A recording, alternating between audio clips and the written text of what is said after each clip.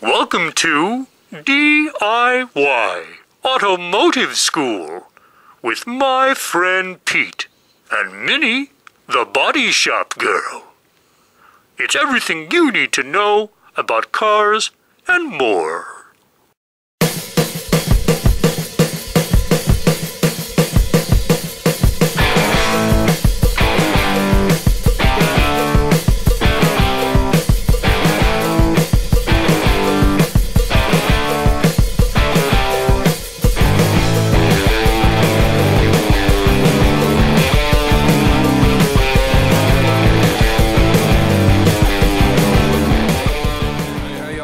There, this is Pete over at SWRC. Now, I have a YouTube channel. It's called D.I.Y. Auto School. That's what we're watching right now. I also have another YouTube channel called SWRC, which stands for Southwest Rod and Custom. Right now, over at D.I.Y. Auto School, what we're doing, we're working on a 1968 Mustang GT. This Mustang is probably the worst project that I've ever worked on because this thing is not just a rust bucket, but somebody has taken this car and completely destructed the manufacturer fucking liability of this vehicle. When I say that, I'm talking about they have chopped, cut, spliced, and didn't even weld. Alright, there's weld spots that were on it, but they haven't welded it together properly and built the car like a pile of shit. So, since we're working on this Mustang, and it's become a big project over here at SWRC, D.I.Y. Auto School, we're going to go ahead and give everybody a little, I don't know what you might call it, documentary history of the Mustang itself, where it came from, what it is, and what made it so popular today. So as we start our history lesson off, we're going to go back to the 1950s with Ford. World War II just got over. They didn't make cars from 41 to 45. Their technology was basically in the ruts. America was booming with cash flow. Everybody was working. Everybody had a lot of money. And they were actually looking for newer vehicles, newer style body styles at that time. And Ford Manufacturing Company didn't really have nothing else to offer but the same old thing, the same old thing. And back in the 50s, everybody started thinking and realizing that I don't want to live in the city anymore. I don't want to live where it's all crowded and bumbled up. I want to start spreading out. I want to move out to the country. So families were beginning to have bigger families, beginning to have more children, and they were spreading out. They were moving farther away from the city. They worked in the city, but they wanted to live out in the country to raise their children and to be a family in the suburbs, you might say. So the suburbs started taking off. We call these post-war neighborhoods. This is where tract housing was developed. Back in the 50s, they started pumping out these suburban neighborhoods full of tract housing. Now, tract housing is basically like a assembly line at the Ford Manufacturing Company. Each house looks exactly the same. You just got blocks and blocks and blocks of them. They're usually small 2- and 3-bedroom homes that the average Joe can afford to buy his own property. So by the early 60s, a lot of families were relying on not having just one car, but 2 cars, because they were living farther out from the city. Public transportation wasn't available at that time way out in the suburban town that people lived, so they were relying on having 2 cars instead of 1. Most families back in the day were a 1-car family, meaning that they owned 1 car, and you know, honey pie mama would take daddy to work and then keep the car for the day to go grocery shopping, this, that, or the other, or he'd take a bus, this, that, or the other, and then they'd only have 1 vehicle, family car you'd call it. By the early 60s, the concept of having 2 cars available was really growing and starting to take off as not a concept in the mind, but a reality to basically America. So the situation we have is now that all these people are spreading out and having to own 2 cars instead of 1, the manufacturers, the automobile manufacturers, were working full board 24 hours a day, making cars for the demand of selling the cars. But the situation is, most cars that they sold back then were 4-door cars.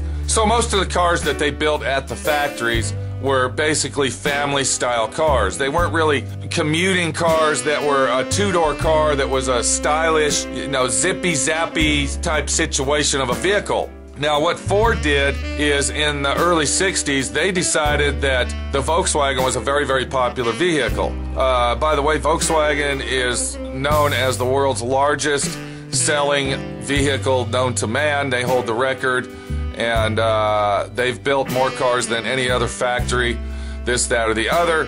But to compete with the Volkswagen Beetle, Ford decided to make the Falcon. So in 1960, that's when the small version of the Falcon became available to the public. That was the answer of the economy, small car that was good on gas and get around town, affordable type vehicle that you can afford. But then as we proceed into the future a couple years later, we start to notice that the children of the 50s are growing up. Now they're teenagers. And they're not really into grandma and pop's car, mom and pop, grandma's car.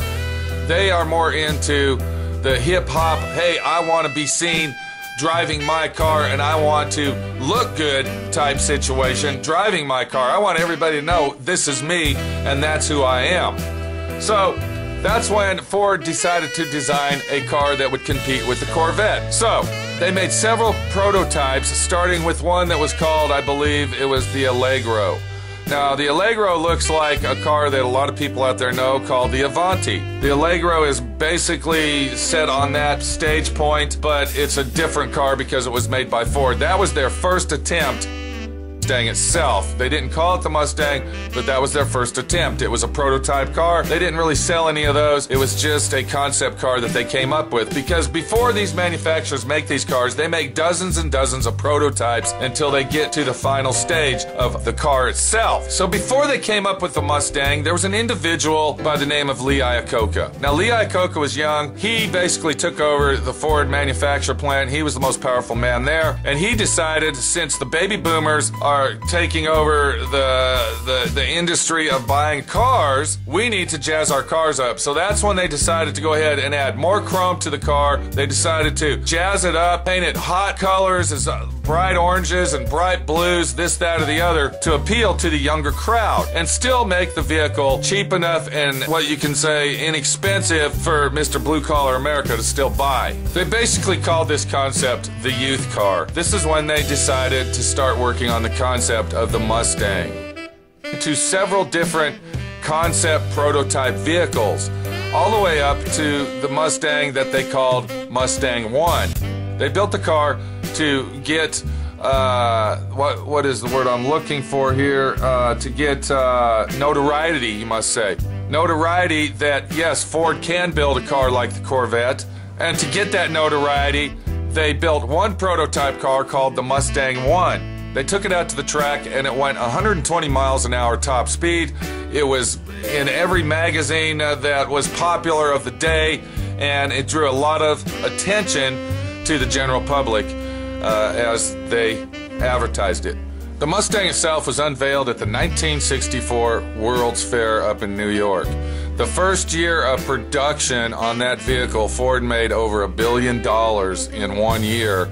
They had 3 plants that they were building these cars out of, and they were building so many of them they couldn't keep up with the demand.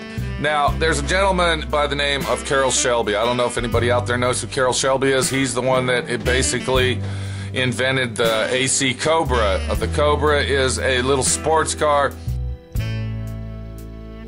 fiberglass kit car world as well. But Carroll Shelby was a renowned race car driver, and he was basically known for speed, the fastest car built. That's what he was trying to gain in the world.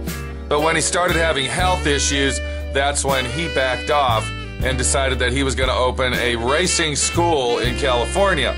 Well, Lee Iacocca knew about Carroll Shelby, and Carroll Shelby got with Lee Iacocca, and that's when the Ford GT was introduced. A lot of people called him the Shelby, Mustang Shelby GT, and a lot of people thought that their Mustang just because the GT had the stripes on it, it still was the same car, that their car was going to go as fast as the GT, but of course it didn't, because the GT had every single hot rod option on it that you can get at the time, which that's another thing about the Ford Mustang. The Ford Mustang had over, I believe, 80 different options. We're talking from transmissions. They even had 3 different clutch options on their standard transmissions. They had 7 different rear end options, and they had, I believe, 4 or 5 different motor options. So the GT was born from the Carroll Shelby era. Shelby is the one that designed the GT 500, the GT 350, any Mustang that you see GT, Carroll Shelby had his hands in designing that car. If you notice on the grill, there's a little Cobra, all right? There's a little Cobra insignia on these GT cars, and that Cobra is basically the Carroll Shelby insignia. Now, the GT 350 got to be so popular that even Hertz Rental Car got involved in this and had Ford manufacture make these rental cars. They were black with gold stripes. They had the GT 350 on the bottom, but right behind the 350 there was an H, which meant Hertz. And a lot of people would just rent these cars for a day to go drag race them and go hot rod them around, and then they'd return them.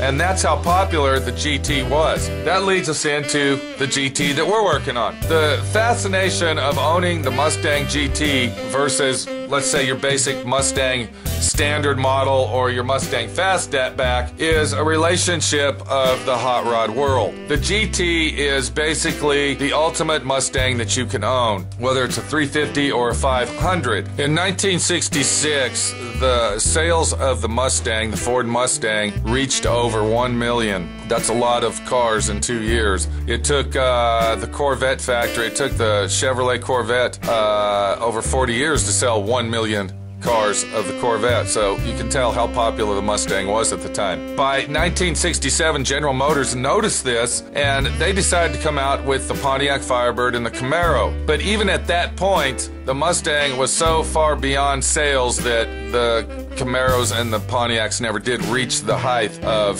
sales, because the Pontiac Firebird and the Chevy Camaro were a lot more expensive in price than the Mustang. You got to remember that the Mustang was built very inexpensive and very cheap to mass produce those the way they did and sell so many of them, and that's one of the reasons we are running into the problems we are on our 68 Mustang, because when they were going down the assembly line, now these cars were hand spot welded, and there was like 10 guys that were surrounding the vehicle at the time. The metal that they used was not electric plated coated. It was just bare metal that they threw together. They stamped this stuff out. When they ran them through the paint shops, wherever the hidden metal was inside these vehicles, it was never painted, it was never coated with anything at all, no primer, no nothing. And that's what led into being called the Rustang, or the Frankenstein car of the muscle cars, is because the way that they built these cars. They sold tons and tons and tons of them. That was their main objective. Their main objective wasn't to sell these cars as a collector car or an exotic car that people are going to keep forever. These cars were built very cheap and they sold very inexpensive for you, the blue-collar guy, or you might say women. This was a car that was appealing to women as well as guys. This was the first sports car in history that appealed to the female driver. The Mustang was a very popular car for male and females alike, and just as many females drove the car as males drove the car. So this car that we were working on is basically not just a Mustang GT big block car, but it's also got a lot of history behind the vehicle and why it is what it is.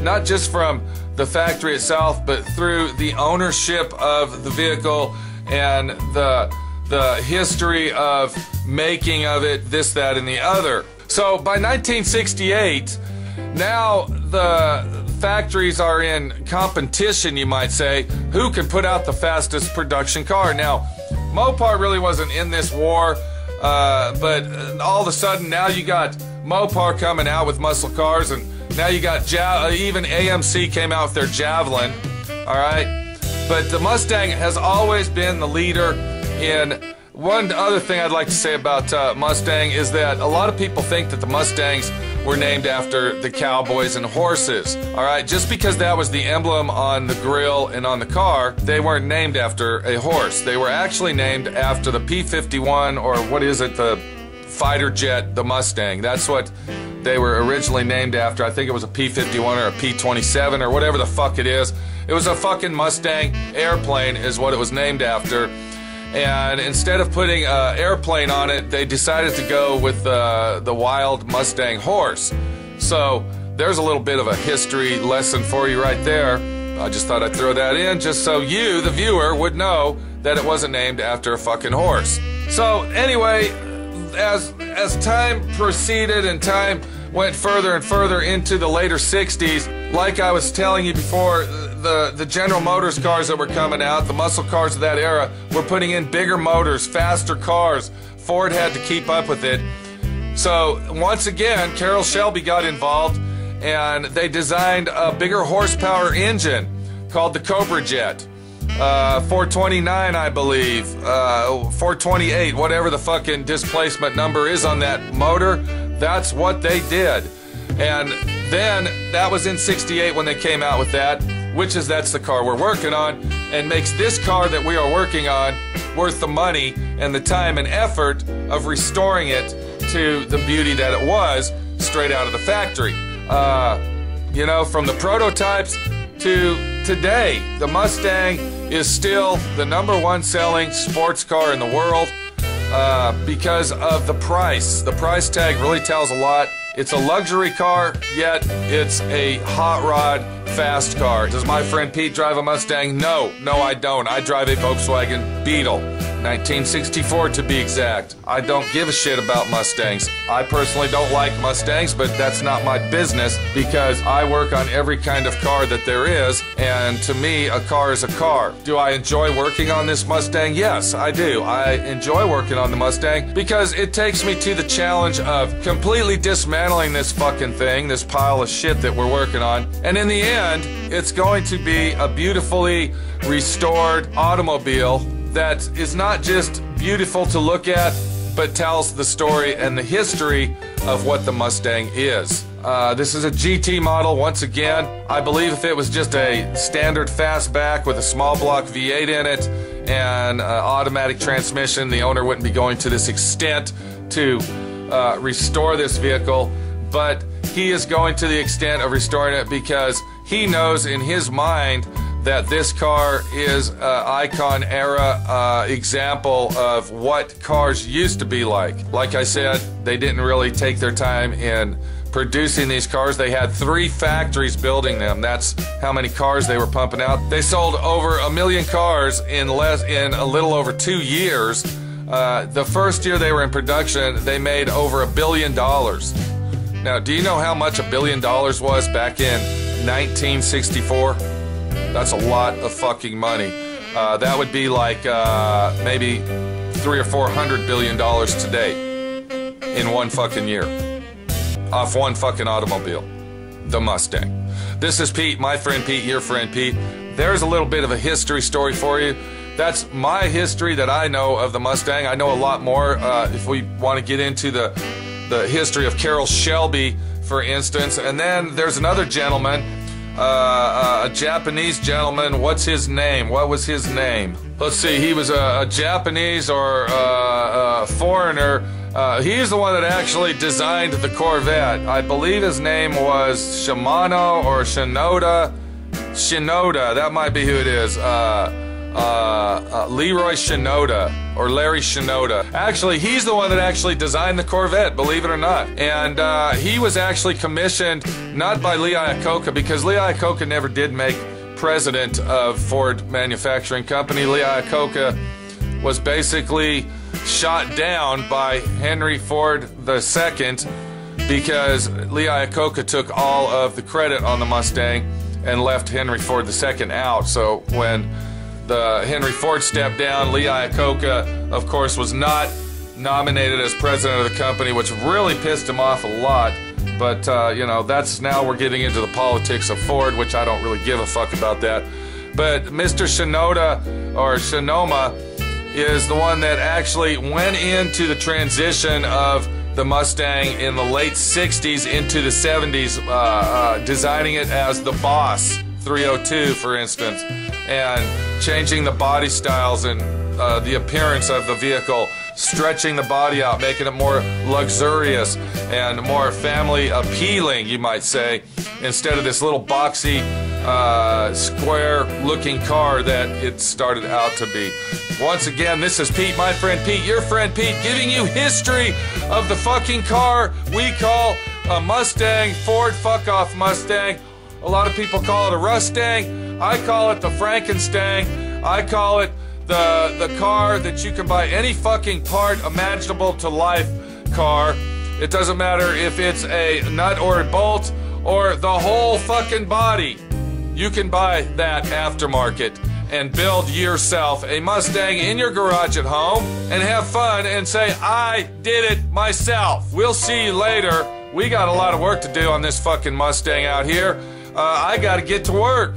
I gotta get to work. And stay tuned for all of the upcoming videos that we have planned for this fucking thing, all the way to the end of it being painted the original factory color candy apple red. We'll see you later, and stay tuned. Is that recording? What the fuck? I hope I recorded all that. That was a lot of fucking talking. Son of a bitch. Okay, hold on. Yeah, okay. Yeah, that was recording. Alright, we'll see you later, and stay tuned. If you're a Mustang guy or just somebody at home that wants to restore their car, whether it's a Mustang, a Volkswagen, a Chevy Camaro, maybe it's a grandpa's car, his big four-door Buick he used to own, you stay tuned with my friend Pete, and you're gonna learn how to do all this shit one way or the fuck off other. We'll see you later.